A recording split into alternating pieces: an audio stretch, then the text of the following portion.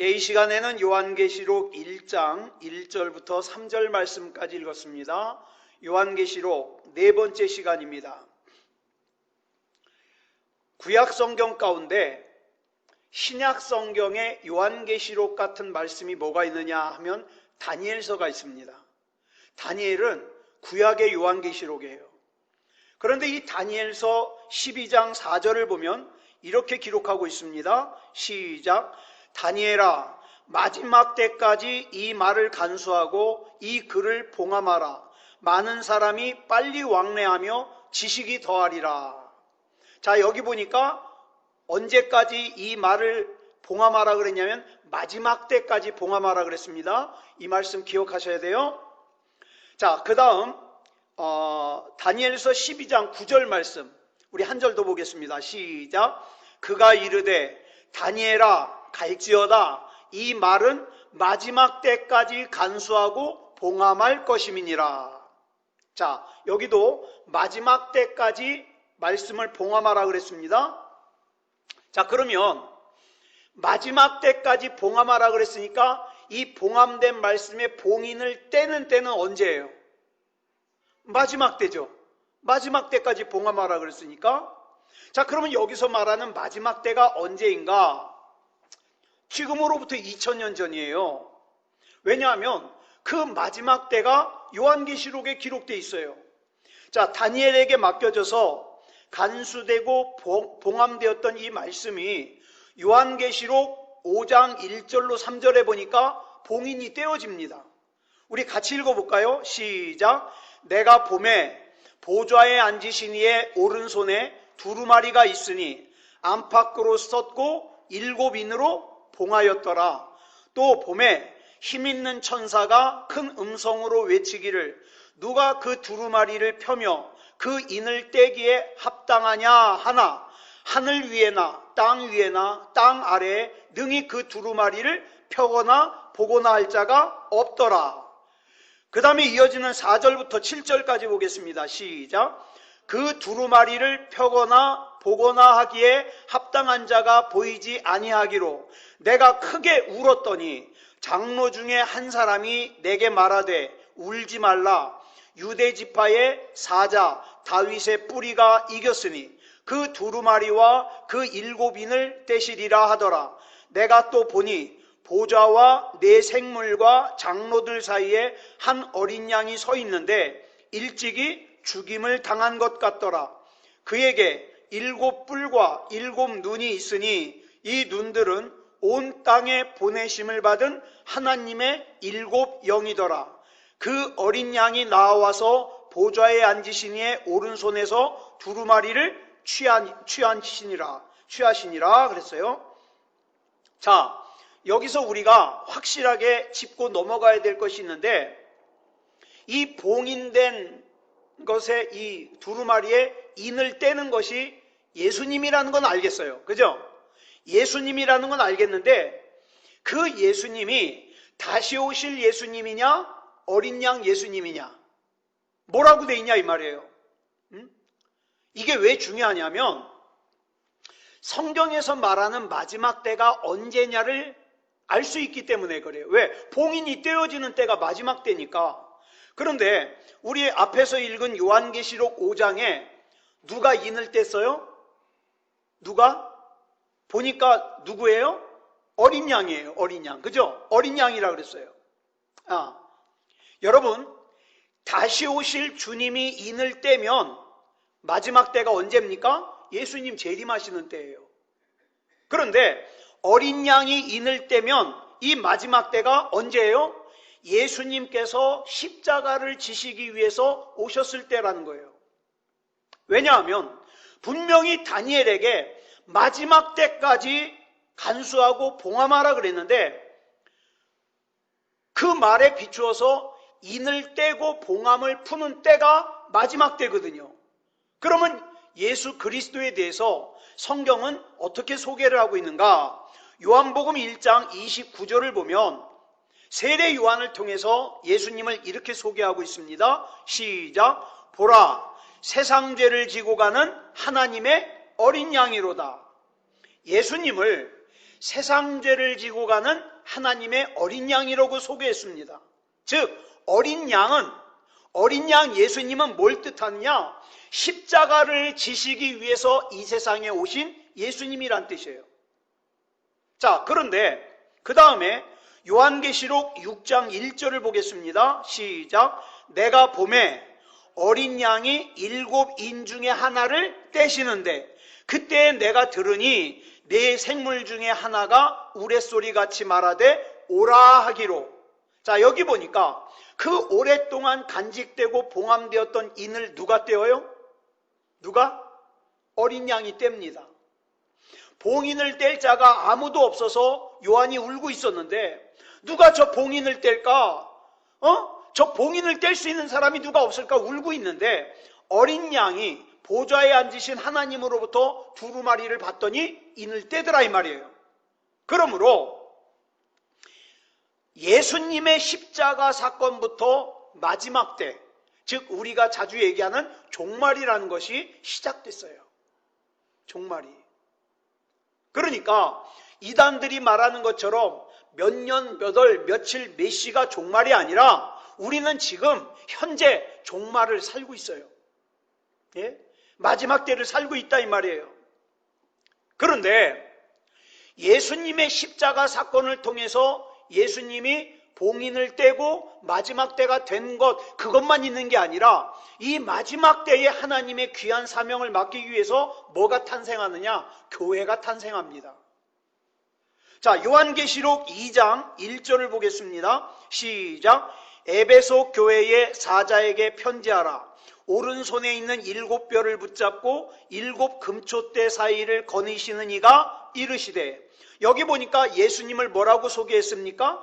7 금초대 사이를 거니시는 분이라고 소개했어요. 그런데 우리가 지난주에 나누었던 것처럼 7 촛대는 뭘 상징한다고요? 7 촛대는 7 교회니라. 그러니까 촛대는 교회예요. 별은요?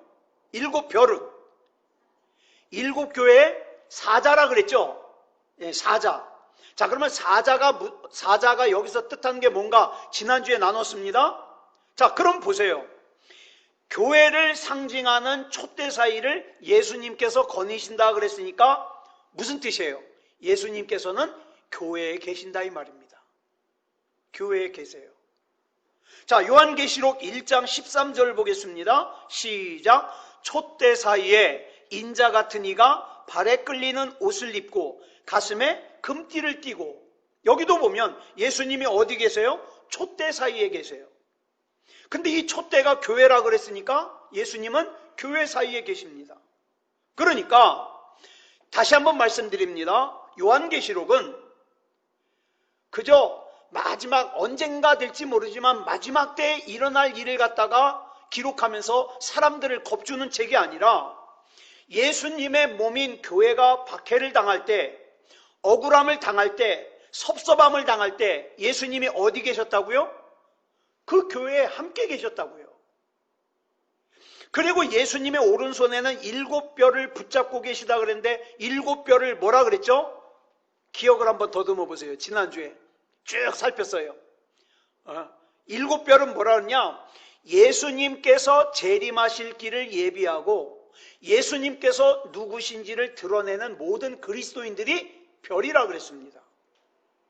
그런데 그 성도들을, 즉 예수님께서 재림하실 길을 예비하고 예수님께서 누구신지를 드러내는 그리스도인을 누가 꽉 잡고 있어요? 예수님이 꽉 잡고 계세요. 그러니까 여기서 말하는 교회는 눈에 보이는 건물이 아니라 성도들의 모임을 뜻합니다. 그래서 요한계시록은 주님께서 교회를 굉장히 중요하게 생각해서, 그 다음에 이제 다음 주부터 우리가 나눴는데 소아시아에 있는 7교회를 이제 쭉 열거하죠. 이 7교회를 통해서 뭘 우리에게 말씀하시냐? 바른 교회관. 어떤 교회가 바른 교회냐? 바른 교회관을 우리에게 말씀하십니다. 그래서 이 7교회는 어떤 특정한 교회를 얘기하는 게 아니라 그 7교회를 통해서 하나님의 백성들인 성도들의 모임인 공동체, 이 교회 공동체에서 나타날 수 있는 다양한 모습, 그죠? 여러분, 교회가 다 똑같지 않잖아요.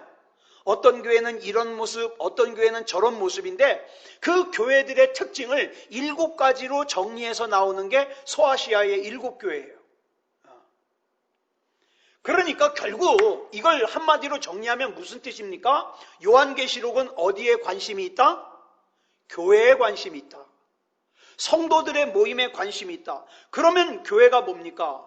교회는 예수 그리스도께서 이 땅에 오실 때까지 이 땅에서 예수님을 맞을 준비를 하는 공동체가 교회예요. 교회. 그래서 여러분, 우리가 흔히 그런 말 하잖아요. 교회에 합당하냐.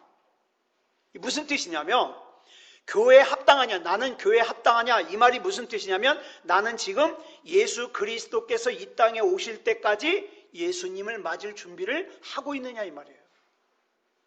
예? 여러분 오늘 하고 계셨습니까?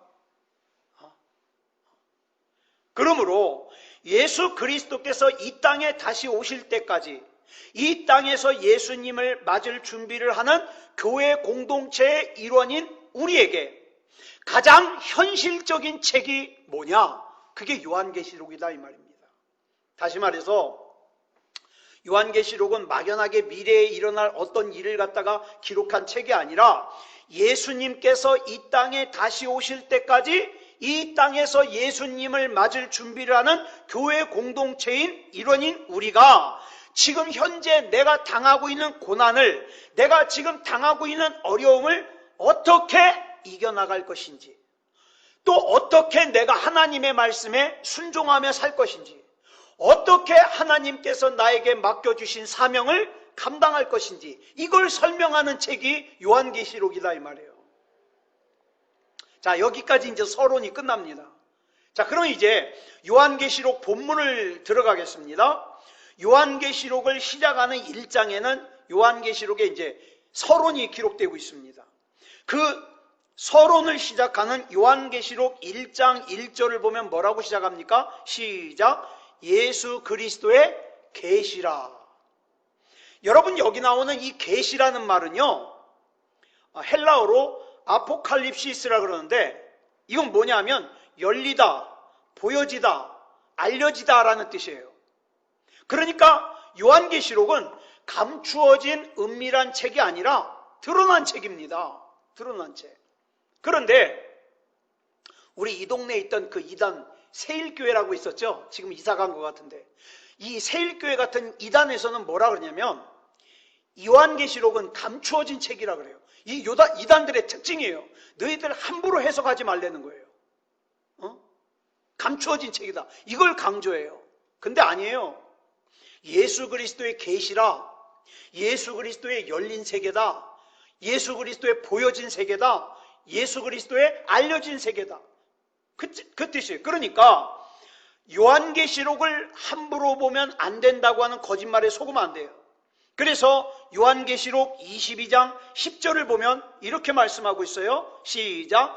또 내게 말하되 이 두루마리의 예언의 말씀을 인봉하지 말라. 때가 가까우니라. 이거 숨기지 말라는 거예요. 인봉하지 말라는 거예요. 그런데 이단들의 특징은요, 자꾸 인봉합니다. 애매모호한 말을 해가지고 마치 자기의 그 풀이만이, 자기의 해석만이 맞는 것처럼 이렇게 속인다 이 말이에요. 그런데 요한계시록은 그런 책이 아니에요. 이 요한계시록 1장 1절과 굉장히 비슷한 구절이 이사야 1장 1절이에요. 이사야 1장 1절 우리 같이 읽겠습니다. 시작. 유다 왕 우시야와 요담과 아하스와 히스기야 시대에 아모스의 아들 이사야가 유다와 예루살렘에 관하여 본 계시라. 자, 여기 보니까 굉장히 요한계시록 1장 1절과 비슷해요. 근데 여기뿐만 아니라 요한계시록에 나오는 많은 내용들이요, 어디에서 인용을 하느냐? 이사야 성경에서 인용을 합니다. 그 외에도 에스겔서, 스가랴서, 다니엘서 이런 데서 많이 인용을 해요. 그러니까 우리가 이사야서와 에스겔서, 스가랴서, 다니엘서를 잘 이해하면 요한계시록을 이해하는 게 아주 쉽겠죠. 여러분, 마태복음 1장 1절은 뭐라고 시작합니까? 시작. 아브라함과 다윗의 자손 예수 그리스도의 계보라. 이렇게 시작합니다. 마가복음 1장 1절은 어떻게 시작합니까? 시작. 하나님의 아들 예수 그리스도의 복음의 시작이라. 이제 누가복음은 좀 다르고 요한복음 1장 1절이 어떻게 시작합니까? 시작. 태초에 말씀이 계시니라. 이 말씀이 하나님과 함께 계셨으니 이 말씀은 곧 하나님이시니라. 이 말씀들을 보니까 요한계시록 1장 1절에 예수 그리스도의 계시라 비슷하잖아요. 그래서 신학자들이, 많은 사람들이 이 요한계시록을 또 뭐라고 부르냐? 제5의 복음서라고 부릅니다. 복음서. 이 말은 사복음서가 마태복음, 마가복음, 누가복음, 요한복음이 예수 그리스도에 대하여 기록한 책이듯이 요한계시록 역시 예수 그리스도에 대하여 기록한 책이라는 거예요. 그러니까 여러분, 이 요한계시록을 예수님과 떼어놓고 생각하면 안 돼요. 네, 안 돼요. 그렇다면 사복음서와 요한계시록의 차이는 뭐냐 이 말이죠. 사복음서는 초림, 즉 2000년 전에 처음에 오시는 예수님에 대하여 기록한 책이 사복음서예요. 그런데 요한계시록은 재림하시는 예수님에 대하여 기록한 책이에요.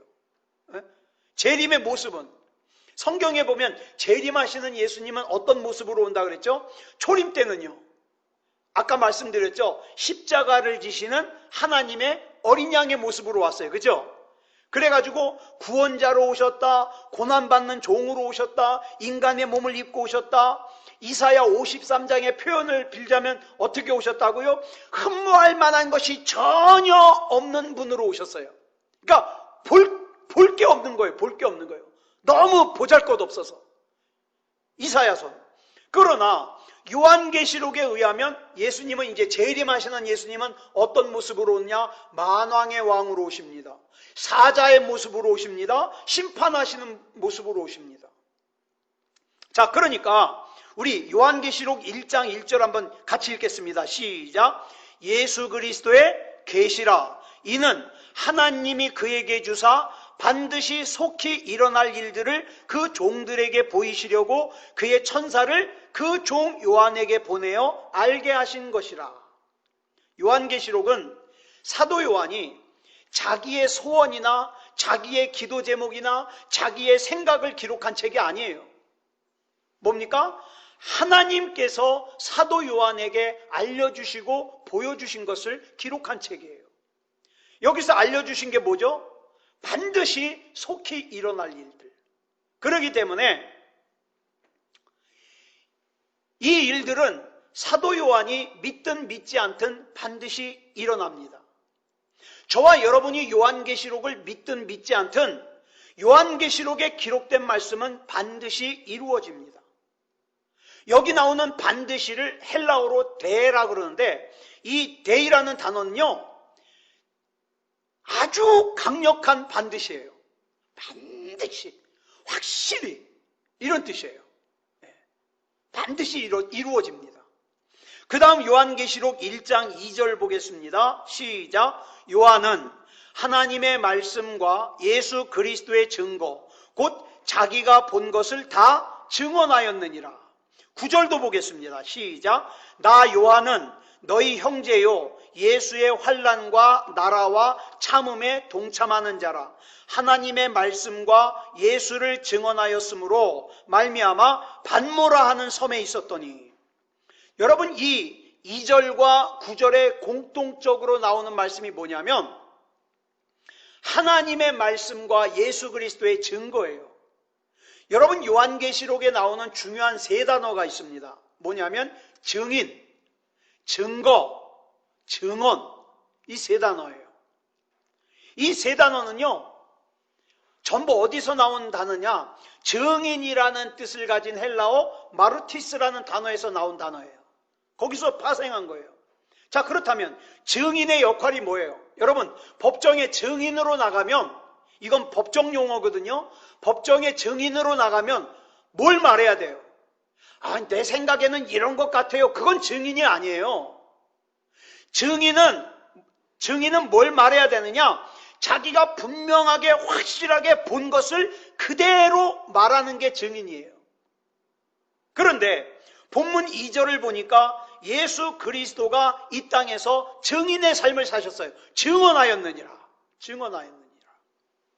그리고 그 예수님께서 누구를 증인으로 부르셨어요? 사도 요한을 증인으로 부르셨어요. 그리고 또 누구를 증인으로 불렀어요? 소아시아의 7교회를 예수 그리스도의 증인으로 부르셨어요. 그리고 2020년도에는 누구를 증인으로 부르셨어요? 저와 여러분을 증인으로 부르셨어요. 그러면 아까 이 증인의 역할이 뭐라 그랬죠? 내가 본 것, 내가 확실하게 경험한 것, 내가 확실하게 아는 것을 내 생명에 위협이 온다 할지라도 그대로 증언하는 것을 뭐라 그래요? 증인이라 그래요. 하나님께서 2000년 전에 사도 요한을 예수 그리스도의 증인으로 부르셨던 것처럼 오늘 저와 여러분을 증인으로 불러주셨어요. 또한 소아시아의 7교회를 예수 그리스도의 증인으로 부르셨던 것처럼 오늘 저와 여러분을 예수 그리스도의 증인으로 불러주셨어요. 그러면 여러분에게 이런 질문 드리고 싶어요. 여러분들에게는 확실하게 지금 예수 그리스도에 대하여 증언할 것이 있습니까? 이건 내가 목에 칼이 들어와도 이건 확실해. 왜? 내가 경험했거든. 이런 예수 그리스도에 대한 증언이 있습니까? 하다못해 사람들은요, 자기가 뭔가 경험해가지고 효과를 얻은 건강법 있잖아요. 뭐 식초를 먹으면 좋대더라. 또 뭐 귀리를 먹으면 좋대더라.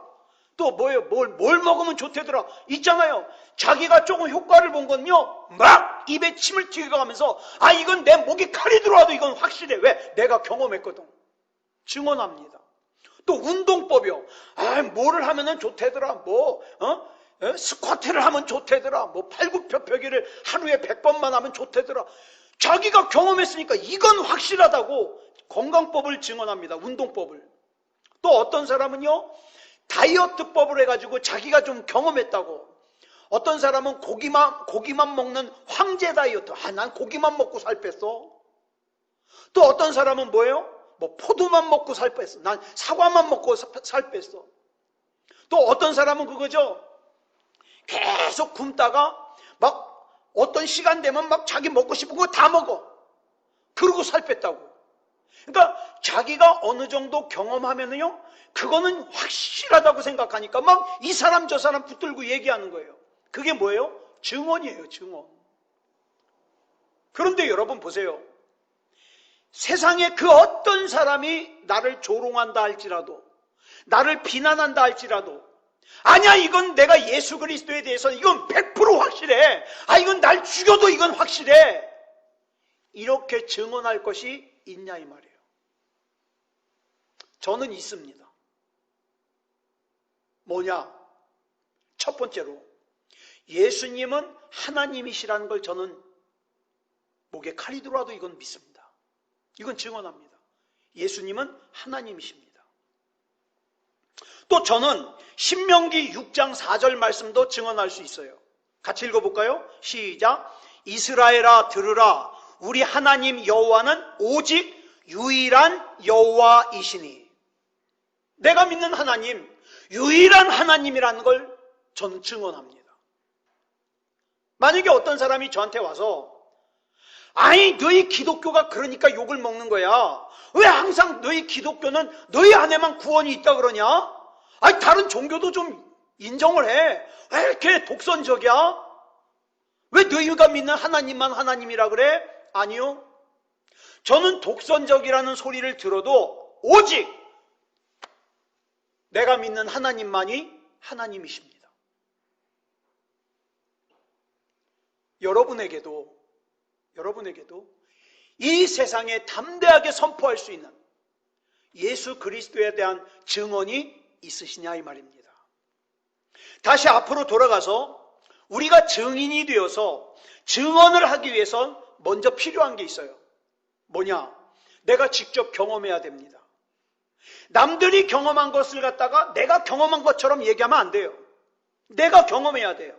여러분 언제까지 예수 그리스도에 대해서 귀로만 듣겠습니까? 예수 그리스도에 대하여 귀로만 들으니까 예배가 우스운 거예요. 하나님이 우스운 거예요. 코로나가 좀 걱정되면 예배 안 드려버리는 거예요. 왜? 내가 경험하지 못했거든. 내가 하나님을 경험하지 못했거든. 예수님을 경험하지 못했거든. 귀로만 들었거든요. 여러분 언제까지 설교 듣는 것만으로 만족하겠습니까? 저는 그러고 싶지 않아요. 저는 제가 직접 경험하고 싶습니다.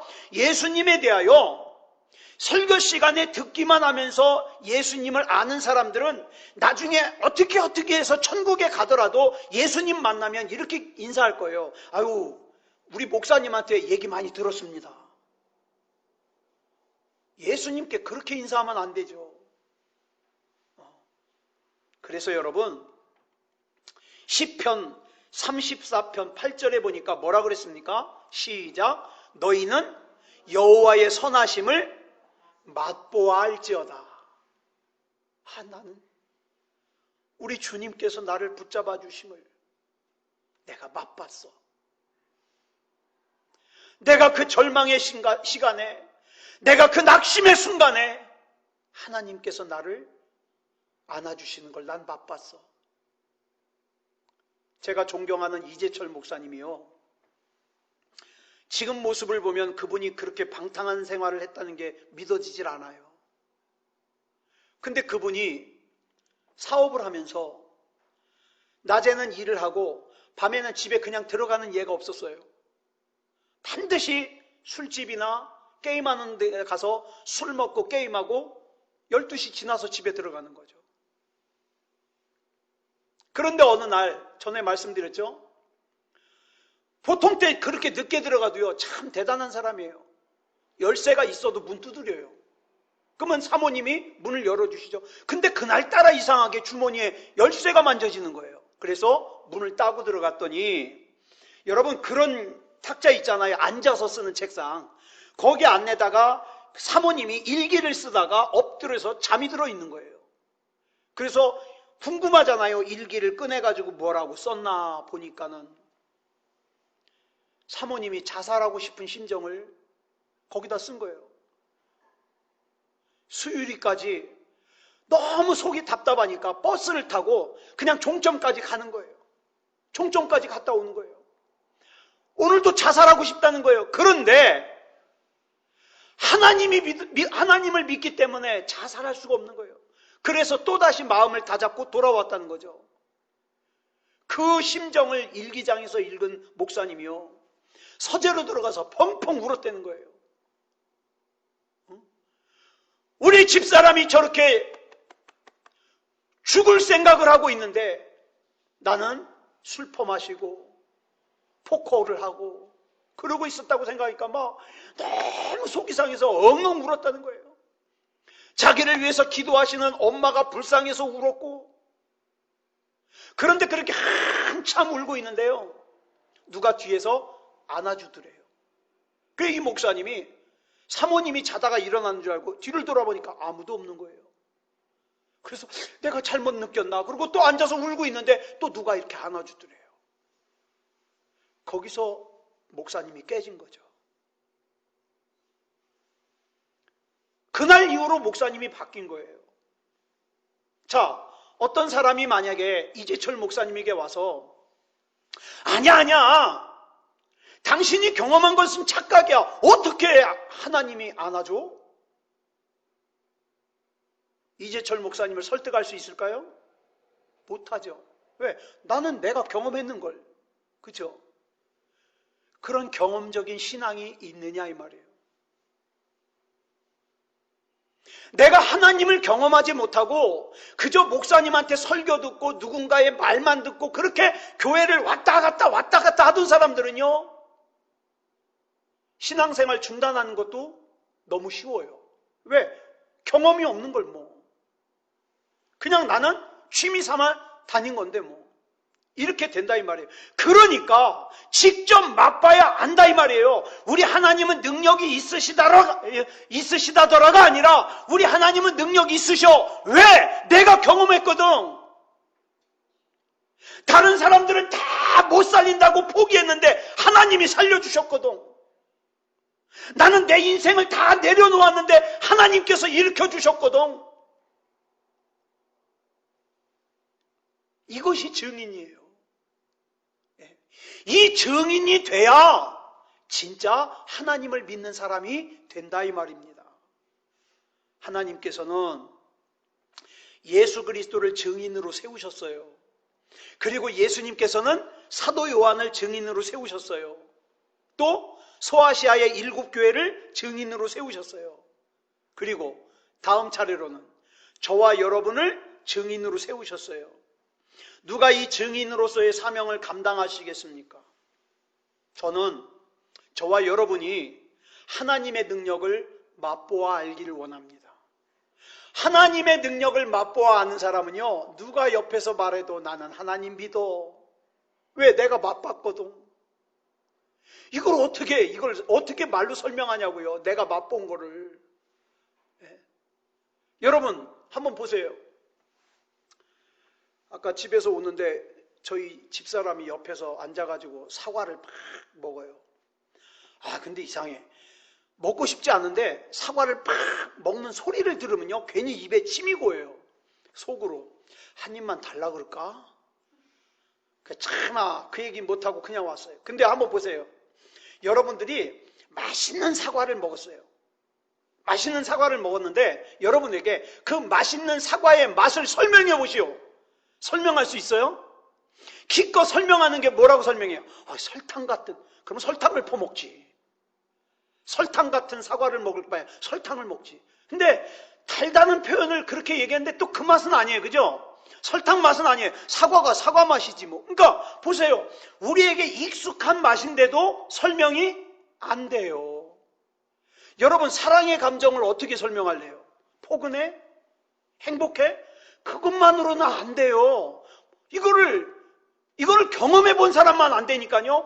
그 사과를, 맛있는 사과를 먹어본 사람만이, 야, 그 사과는 너무 달콤해. 그러면 달콤하다는 말만 듣고 어떤 기억을 끌어올려요? 맛있는 사과. 그러니까 여러분, 하나님을 경험한 사람들은요, 설교 시간에 참 표현력 부족한 이창원 목사가 우리 하나님은 사랑이세요. 이렇게 말만 해도 그때 그 기억을 끌어온단 말이에요. 맞아. 우리 하나님은 사랑이시지. 우리 하나님은 능력이시지. 이걸 끌어온다 이 말이에요. 왜? 경험했거든. 맛보아 알거든요. 그래서 귀로만 듣는 사람이 아니라 직접 경험하고 직접 깨달은 사람이 누가 될 수 있다? 증인이 될 수 있다. 자, 본문 4절을 보겠습니다. 시작. 요한은 아시아에 있는 7교회에 편지하노니. 여기 나오는 7교회가 이제 요한계시록 2장과 3장에서 차례대로 설명을 합니다. 그런데 이 7교회에게 편지한다 그랬는데, 자, 다시 한번 복습해 볼까요? 7교회는 상징이에요? 실제로 있는 교회예요? 우리 첫 시간에 말씀드렸는데 이 7교회는요 실제로 있는 교회예요. 실제로 있는 교회예요. 왜 이 이야기를 하냐? 어떤 사람이 요한계시록의 그 시대적인 구분을 얘기하는데 이런 얘기를 하더라고요.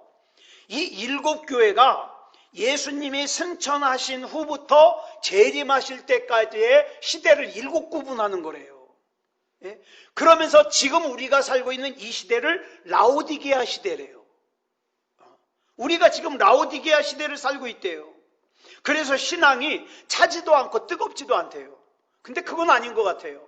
왜? 저는 신앙 뜨거운 사람 여러 봤어요. 만약에 그 말이 맞으려면 사람들이 전부 미지근해야 돼요. 아니거든요. 어떤 사람은 아예 안 믿는 사람이 있는 반면에 어떤 사람은 뜨거워요. 그러니까 그건 아닌 것 같아요. 그리고 성경에서 그 해석을 할 수 있는 근거를 아무리 찾아봐도 나오질 않아요. 그냥 그 얘기를 하는 사람이 그럴 것 같다는 얘기죠.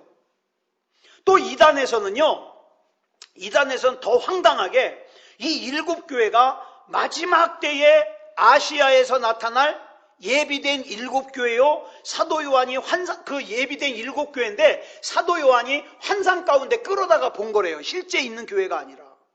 그러면서 거기서 한 걸음 더 나아가서 더 황당한 게 그 예비된 7교회가 아시아에 있는데 그게 어디라 그래요? 우리나라래요. 말도 안 되는 주장을 하고 있어요. 잘 보세요. 요한계시록 2장과 3장에 나오는 7교회는 비유가 아니에요. 상징이 아니에요. 사도 요한이 살았던 당시에 실제로 존재했던 교회예요. 그래서 지금도 터키로 성지순례를 가보면요, 이 교회에 터들이 있어요. 실제 존재했던 교회예요. 그럼 왜 7교회일까? 그때 교회가 7개밖에 없었을까? 아니요. 우리 둘째 시간에 숫자의 의미를 살펴보면서 하늘의 숫자인 3과 땅의 숫자인 4가 합쳐지면 7이 된다 그랬어요. 이 숫자 7은 유대인들에게 있어서 완벽한 수라 그랬죠. 그래서 요한복음에는 어때요? 기적도 7개, 그 다음에 예수님이 나는 뭐뭐다, 이것도 7개, 7개를 짜 맞췄어요. 왜? 완벽하니까. 왜 여기서 7교회를 거론할까? 요한계시록에 나오는 7교회인 에베소 교회, 서머나 교회, 또 버가모 교회, 두아디라 교회, 사대 교회, 빌라델비아 교회, 라오디게아 교회가 실제 있었던 교회인데 이 교회들의 특징이, 모형이, 상징하는 것들이 다 아주 특색이 있더라 이 말이에요. 그래서 그 7교회를 거론하는 거예요. 자, 그거를 이제 우리 다음 주부터 이제 나눌 건데, 이 교회에 담겨져 있는 진정한 의미는 뭘까요?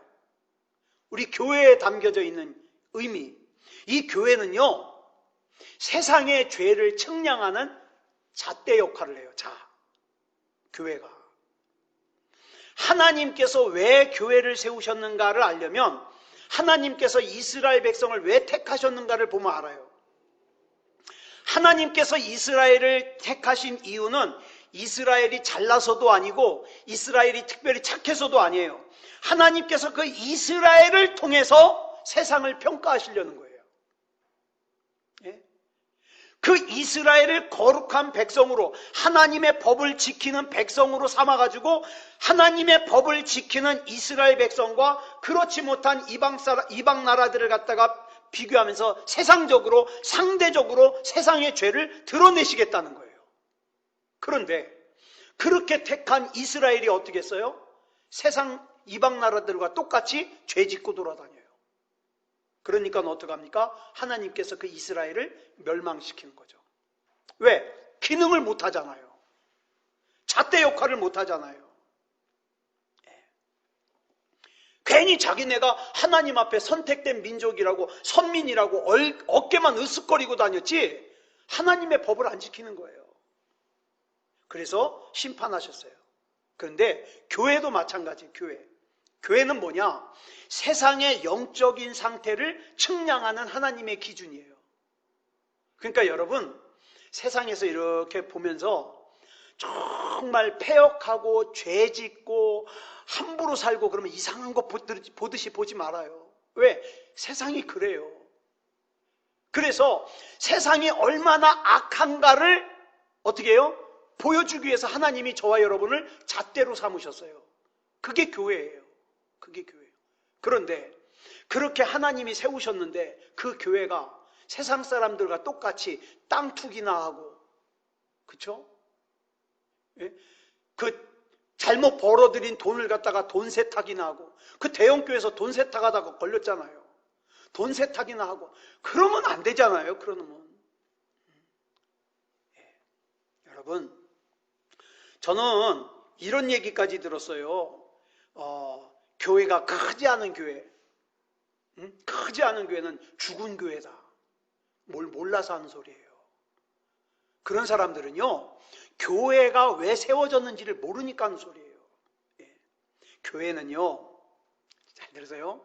우리는 작은 교회니까 이 말씀에 아주 자부심을 느껴야 돼요. 교회는요, 예수 그리스도 안에서 존재하는 것 자체로 완성입니다. 완성이에요. 예. 물론 교회가 부흥해야죠. 물론 교회가 성장해야죠. 그러나 부흥하지 않는 교회는 죽은 교회라고 말하면 안 돼요. 왜? 교회가 존재하는 이유와 목적은 하나님의 기준이에요.